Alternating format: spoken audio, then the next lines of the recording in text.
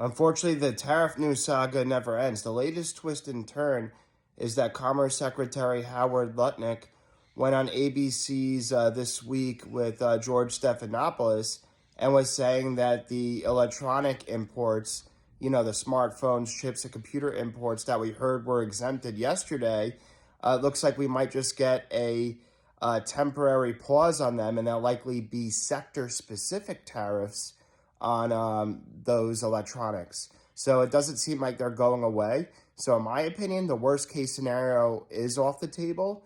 But we're looking at some sector specific tariffs that can maybe be in the 20 to 30% range. Who knows?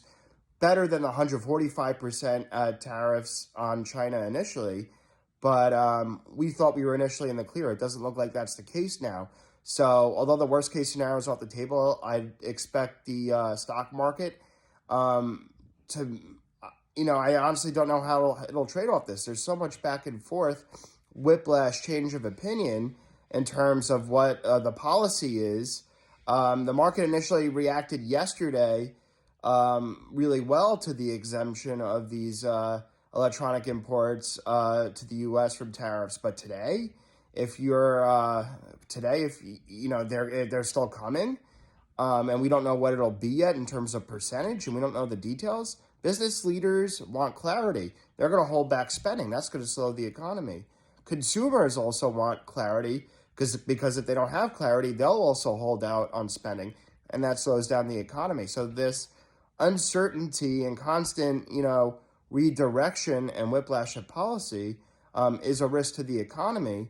And let's see. I mean, obviously, Howard Lutnick said that the goal of, sector-specific tariffs on semiconductors and pharmaceuticals is to onshore that and reshore that into the U.S.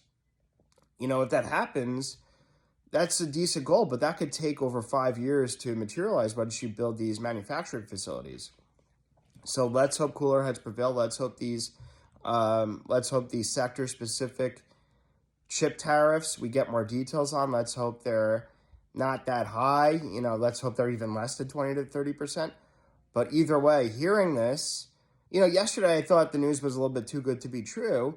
And the catch is today's thing, that we're hearing the new piece of news that this will likely come a little later on the details. And, we want to see more details for these chip tariffs. So let's see what happens. But at least the worst case scenario is off the table.